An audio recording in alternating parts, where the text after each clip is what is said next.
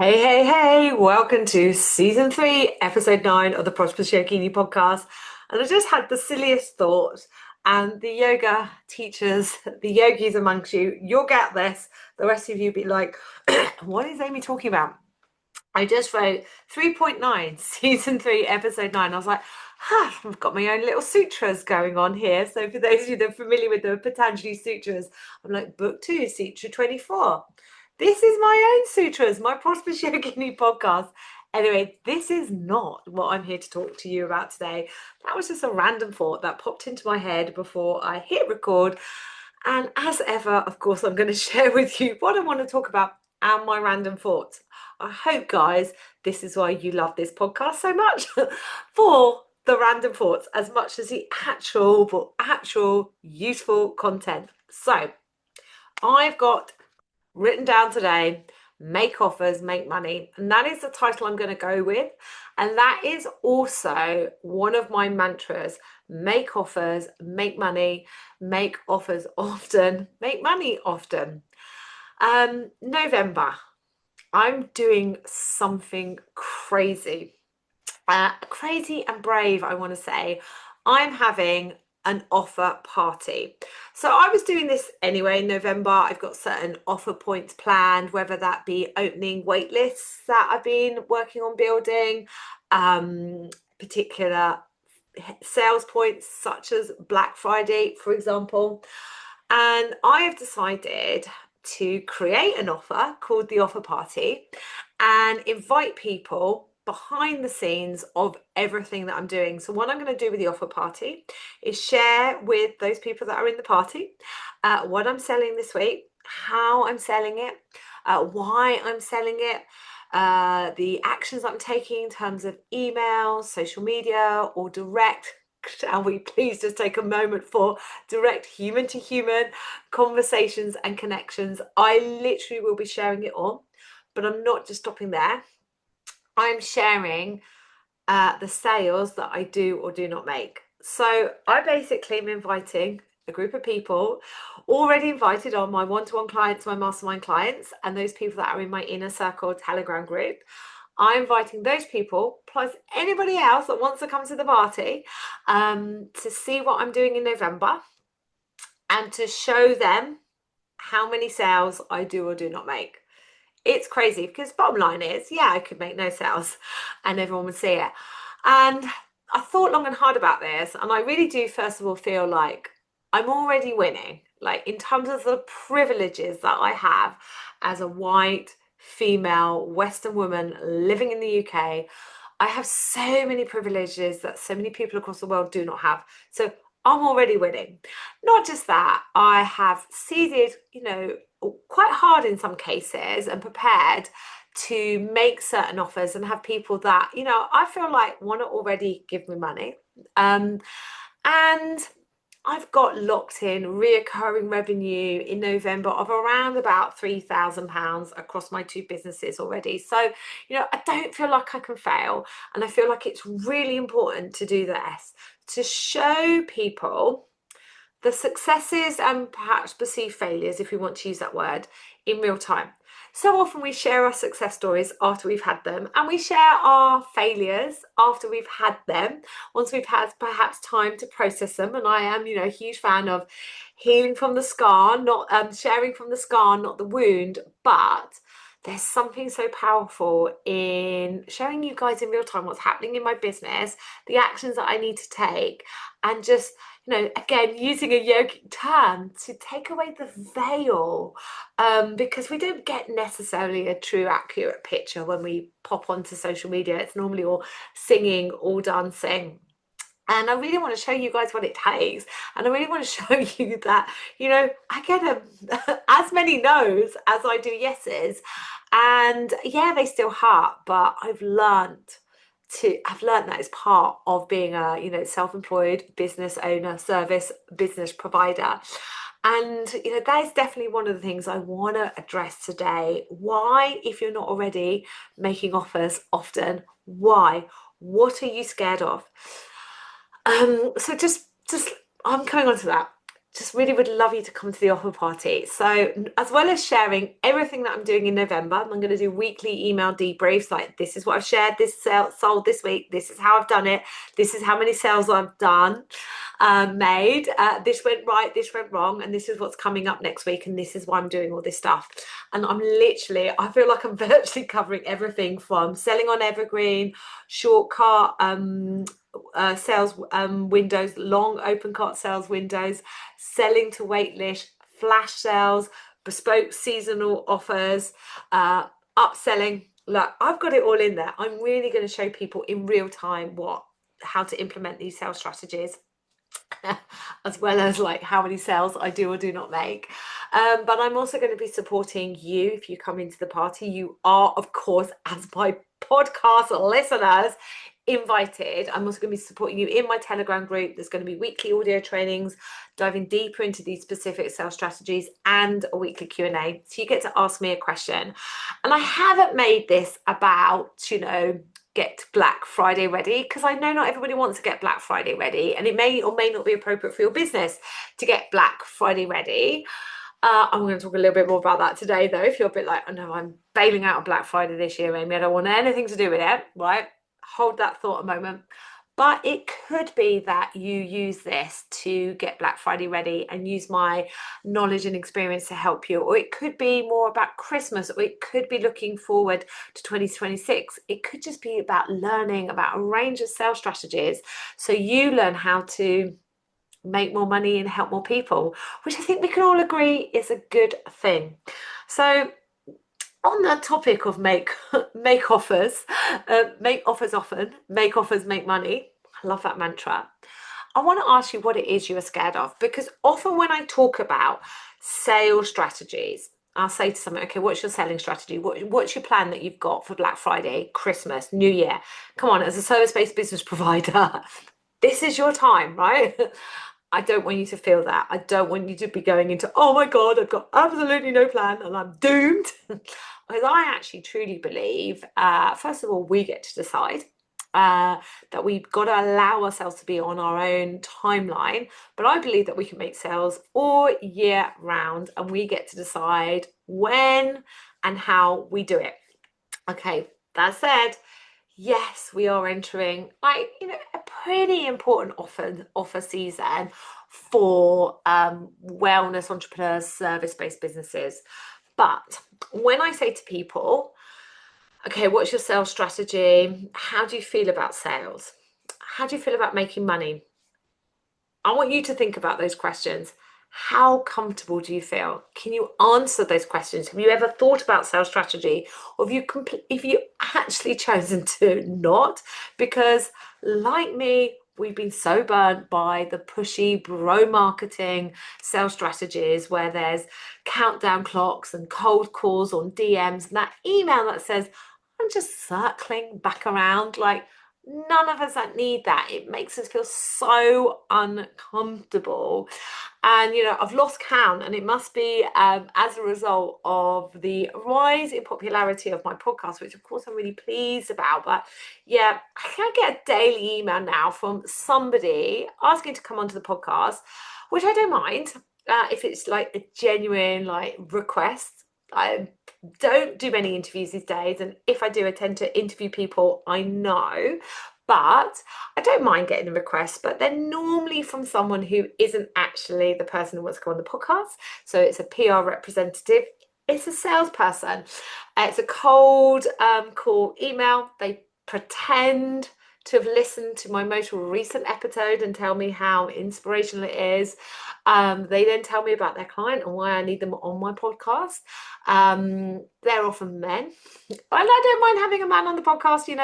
We've had Finny, the human design coach, on here, and let's say we all love Finny, but generally speaking, this is for female service-based entrepreneurs. And then, I get several emails, follow-up emails, and it's the circling back around. I'm sure your inbox is filled. All of this stuff that makes us go, oh, I hate sales strategy. I absolutely hate that sales strategy, by the way, and this is none of the stuff that I'm going to be teaching you or I use in my business in the offer party. Like, sales are making invitations, making offers to the right people from a place of you knowing, right, that what you're offering is amazing. You're not trying to con anyone out of money. Think about the clients that you're already working with that are absolutely loving doing, the work, whatever it is, investing in your services. And just imagine if you had a few more of them and you were making those sales with ease. That's what I'm talking about here. That's what I'm talking about. So if we park aside sort of like, I would say, the PTSD that we have from the pushy bro marketing, cold calling in DMs and emails, and I'm a fan of follow up. I will always say you should follow up at least once, if not twice. But listen, we're not following people up until the point where we think this person is pestering us. Why did I ever send David that message? I've changed my mind. Like, no. Follow up, of course, because people sometimes need a little bit more information, a little bit more support, or that gentle nudge into taking action. But we're not following up people 7+ times. None of that. Okay. So setting aside the sort of like pushy bro marketing, sales strategy, what are you scared of? If you weren't scared, if you really wanted it, you'd get your money out, right? None of that. And that narrative exists out there, right? Putting that aside, genuinely, what are you scared of? What makes us feel uncomfortable when it comes to making offers, and putting the heads of sales strategy on in our business as our role as a business owner? Because listen, you need to put your head of sales hat on, because particularly if you're a business owner of one, like I am, guys, then we are head of sales. And sales are the lifeblood of our business. Without, people coming in and buying into our services, products, and gifts, like, we don't have a business. And people are missing out on your wonderful products, services, and gifts. So what is it that we're scared of? Well, I will say, and this is like a topic for another day, and there are other podcast episodes on this, that our relationship and our money mindset and our relationship to money is playing into the mix here 100%. Okay, how comfortable we feel about asking for money and receiving money is 100% playing into the mix here. But this podcast is not about your money mindset. There are other ones on that, okay? And I want to just say, go and listen to someone like Denise Duffield Thomas as well. She's like the money bootcamp queen, money mindset queen. Like, go and do some work on your money mindset. I am committed to the ongoing practice of healing my relationship with money, because I know this directly impacts my ability to make sales in my business. But I want you to know there are other things that you are scared of, and is the reason why you're backing off from talking about sales strategies, thinking about aligned sales strategies that would work for you and the clients and the audience that you already have. Because you're scared of making no sales, because you're scared of the no. You're scared of the failing. So when we say to someone, hey, this is who I am, this is what I can do you want it? Okay, we are opening ourselves up to rejection. We are opening up for someone to say, no, thank you. And it feels uncomfortable. It feels awkward. It can sometimes really hurt, particularly, and it still gets me today, particularly when you make an offer to someone that you're like, I really want to work with you, I know I can help you, and they come back and say no, for whatever reason. It can hurt, right? It still does. But I've learned that in a sea of no's, I don't need many yeses to have a profitable business. Not just that, I don't want everyone to be saying yes. I want the people who are aligned to working with the way I work, that I enjoy working with. And they're going to respond to what I'm offering. I want the right people in the right offers. So a no, although it makes us feel rejected, and nobody wants to feel rejected. Nobody wants someone to say, no, I don't want this, right? And I had a situation a month or so ago where I met someone who I thought would be a perfect fit for my mastermind. And I checked this person out on social media, LinkedIn, their website, and I was like, you know what, I can really help this person. I can see where I could really contribute to where they are at their business. And I made them an offer. I got into it, and it wasn't a cold call DM. I'd met this person in person. We'd had conversations. They'd been really keen about working with me. So I felt like this was going to be good. This was going to be a good fit. So I got, made her an offer in my DMs, spoke to her about my mastermind or working with one-to-one. And she came back and she was like, I'm actually not looking to invest in working with you. I was thinking more on a peer-to-peer support. So she came back and made me an offer, which was essentially, I don't want to pay for your services, but I'd be interested in hooking up and us doing like a skill swap, peer-to-peer support. And I had already looked at her Instagram and her website, and I'd seen her history on LinkedIn. And I was like, no, I'm not interested in peer-to-peer support. So she'd made me an offer and I'd made her an offer. And obviously it was a little bit uncomfortable because no, she didn't want to join my mastermind or work with me one-to-one. She didn't feel aligned to give me money. And I didn't feel aligned to receive peer-to-peer support of her. So neither of us wanted the offer that we were making each other. And yeah, it was tricky to navigated it really politely. Thank you very much, that's not for me. And obviously this person in question was like, I feel like this has come across really badly. And I just came back and said, listen, right, I made you an offer and you made me an offer, and neither of us want those offers. And we said, no, thank you. We said it really politely, right? And that's okay. And that's business. And when we get used to having these, difficult to navigate conversations and the no, it's not right for me, and this is why, we get to understand that actually that person wasn't the right person for my mastermind. And, send her on her way. She'll go and find someone that she feels more aligned with. And I didn't want her peer-to-peer support. But that no that we both gave each other was really powerful, because a no is as important as a yes. When someone says no, they don't want to work with you, right? Yes, it hurts. But it means they're not the right person for you. And the thing is, there are so many people out there that are the right person for you. What you've got to do, guess what? Guess what you've got to do? You've got to make offers and make money, make offers and make money, and make offers often. And the reason why I talk about make offers often is particularly for us smaller business owners, and I put myself into this category, guys, okay? We haven't got large, I'm talking like 5,000, 10,000 plus email list size. Okay, and you may have that, right?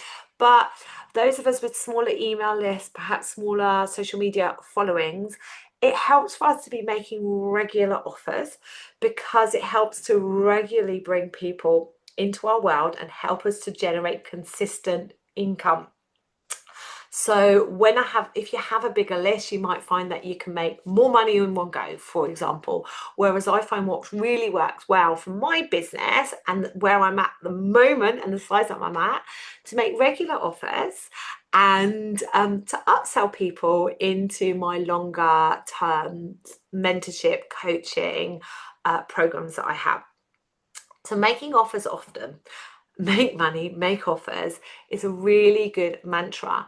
And like the disconnect is when I say to people, well, how do you feel about selling strategy? How do you feel about making money? What is your selling strategy? They feel really uncomfortable. But then when I say, well, would you like more money and would you like to help more people? The answer is always yes. So we have to get uncomfortable with the disconnect here. The disconnect is we feel for some reason that selling is dirty. It's a dirty action.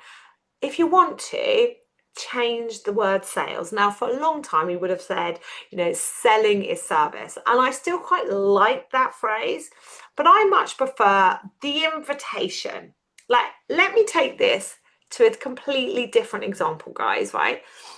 I invite you out and oh my God, I invite you out, right? And it's Thursday evening, right? And you're like, Amy, Traitors, Celebrity Traitors is on Thursday evening, and I will have watched it on Wednesday night. It'll have definitely ended on a cliffhanger. No way do I want to go out on Thursday night and miss that and have to watch it on the replay and avoid social media so I don't know what happened. I don't want to go out, right? But I've made the invitation to go out. Now, the people pleaser in you is like, oh, but Amy's asked me out. I can't say no to Amy. Yes, you can, right? We've got to get over no and rejecting, meaning something personal about us. What I'd really love you to say is like, Amy, thank you very much for the offer. Not right now. Thursday night is Celebrity Traitors. And you know what I would say? I'd be like, oh my God, I forgot. I want to watch Celebrity Traitors too. Let's arrange another date. Now, that's interesting because I've been like, you said you'd like to go out, but the reason is Celebrity Traitors. So I said, let's arrange another date. Perhaps you didn't really want to go out with me, right? But you were just using Celebrity Traitors as the excuse. So when I get back in touch and say, hey, do you want to go out, right? Listen, at this point, you've got to say, look, I really appreciate the offer, but it's not for me at this time. Thank you very much. That's how we navigate sales. Would you like to come to my retreat, my training, buy my offer party, join my membership, come to my yoga class, join my Pilates class, sign up to my one-to-one services, whatever it is, right? Whatever it is, make offers, make money, make offers often, make money often, guys, right? Large sums of money flow to you. Whatever it is, if people say no, it's really important to not let that no mean what you're doing isn't needed. Because if I'm making offers often, I'm starting to find more of my tribe. I'm starting to call in more people. And then over time, although it's important to continue to make those offers and continue to invite new people into your world, over time, you have a core group of people who just want to continue to work with you, want to continue to give you money. Like one of the best examples, if I go into the yoga world for a moment, is yoga teachers, when they first start their yoga class, right? You've got to get the megaphone out and tell everyone about it. Like, guys are randoms in the street, cold call DM, that's the equivalent of talking to randoms in the street. Put flyers up, go into cafes, ask your friends and families, members to spread the news, ask any students that are already coming to tell and bring their friends, post on local Facebook groups, like literally go all out, let everyone know that you started this yoga class, right? And continue to do this. But after a while, you don't have to work that hard to fill it, because you've got your core tribe of people that are like, yeah, I'm coming to this every week. I need it. You've changed my life, right? Thank God you made that offer to them, guys, right? And then you don't have to work quite as hard, although naturally some people drop away. So we do need to continue to invite people in, make offers, make money.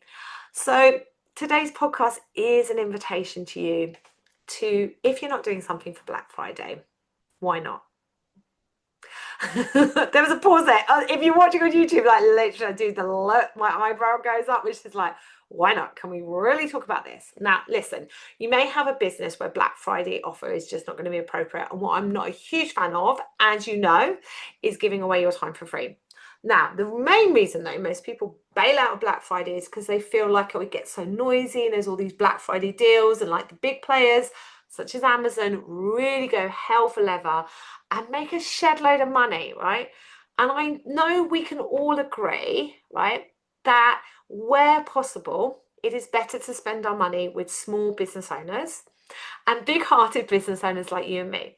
So if I'm not in the mix making offers, then yeah, of course, Amazon, like, go for it, right? But why am I stepping out? And I always like with Black Friday to have like a bit of a counter offer. So sometimes it's been Yin Friday, sometimes last year it was Friday. This year I'm doing deep rest bundles. So talking about, tapping into the fact it's noisy, it's overwhelming, it's all about consumerism and Christmas. Hang on, let me offer you something else, right? But I do think, particularly if you are able to do some of the following, create or repurpose, reuse, even better still, digital offers, digital products that are already in existence, bundle them together into like certain offers that are only available at this time. If you have one-to-one services, I don't really want you to reduce your one-to-one offers, but you could bundle it into a bespoke one-to-one offer. That might be like, it depends on what your one-to-one services are, but it could be like, let's say you're into wellness and fitness, navigating the winter season, or I'm currently working with the most amazing PT who is healing my frozen shoulder and helping me lose my perimenopausal weight. God, I love this woman. But she's got one availability for a one-to-one client, and what she's been doing, and actually she doesn't need a Black Friday offer. She's full with one-to-one clients. But if she had some digital offers, she could put something out there, but that's a topic for another day. I must chat to her next time I see her. No, she's too busy making me do lunges. I can't chat to her about business. But what she's used as her narrative is the people who are winning it, the people who are smashing it in terms of their fitness goals and health goals, are not waiting for the 1st of January 2026. They're booking in now. And I was like, yeah, I'm one of those people. I'm smashing it. I'm not waiting for 2026. I put on way too much perimenopausal weight to wait until 2026, my darling. Topic for another day. Although if you have been onto my social media recently and seen my reel about me in the gym, and you were part of the huge amount of people that commented and liked, I want to say thank you. I do appreciate the support and all the love. So I really do think you should get in on the act, whether it's Black Friday, whether it's Christmas, whether it's tapping into New Year. And I'm with you guys. I don't like the New Year, New You narrative. We don't need to do that. Think about, in January, what people need. And they might be, reset, regulation, rest, recuperation, recovery from Christmas. Yes, they very well may be looking at their goals for 2026 and how you can be helping them and guiding them. Maybe it is New Year, New Me, and maybe for some people that's a really important message. Like, there's never a bad time to start looking at our habits and encourage healthier habits. And if the 1st of January 2026 is a time that we can capture them, then great. I remember when I was in my yoga teacher days, I used to find New Year quite overwhelming because I'd have my regular clients coming back and love them dearly, and then I'd have a flood, like loads of messages about people coming, and some people would come and end up being long-term clients, and I really need to remember that. But some people just come once, and I'd be like, I wish you were. The ones I loved were the ones that joined me in December, joined me in November. But what's most important here is people get to experience your gifts, skills, and services, and you get to make money in your business. So we need to make offers, make money, okay? And yes, tap into the seasonal energy and what aligns for our business. With Black Friday coming up, if you're listening to this before the weekend of the 28th of November, and just to let you know, I like to do my Black Friday campaign 7 days between the 21st of November to the 1st of December. That's 7-day window, because you can bet your bottom dollar, right? Amazon and all the big players will be in on it way before the weekend of the 28th. But whatever it is, right, if you listen to this in time and you can get something together for Black Friday, why don't you give it a go? Why don't you have fun with it? Why don't you be in test and see mode? I'm making offers and making offers often. Make offers, make money. Sometimes we'll put something out there and nobody will buy, right? Sometimes we'll put something out there and we might get the odd sale. Be grateful for all money that comes through in your business. And sometimes we put something out there that is thrown together in the last minute and actually is really powerful. So if you do put together a Black Friday campaign, I would absolutely love to see that. So feel free to tag me in Instagram. And whatever time of year or whatever stage of the year you listen to this podcast, I'm going to leave you with this, okay? More money in your hands is a good thing. You will make more money in your business by putting on that sales strategist hat and getting clear on the sales strategies that are available to you, the ones that best align for how you would like to do it, and learn them, use them, make offers, make money. And to be honest, my lovely, in terms of sales strategies, come into the offer party if you're listening to this before the 3rd of November. And if not, get in contact with me. Come and work with me one-to-one. Come and join my mastermind. Come and see what offers I'm currently running. Because, my darling, I know them all and I can show you them all. And I not only know them all and can show you them all, I understand in terms of small business how we can leverage your current email list size, your current social media size, your current audience, and the people that are already giving you money, and get you making offers, often making more money and helping more people. All right, my darlings. Well, I will see you in November. Where is this year going? Oh, 2025. I'm really looking forward to reflecting on 2025. Been an interesting one. I know, I'm not going to say too much more, but I'm really looking forward to reflecting on this year with you guys. Anyway, my darlings, I'll see you all in November.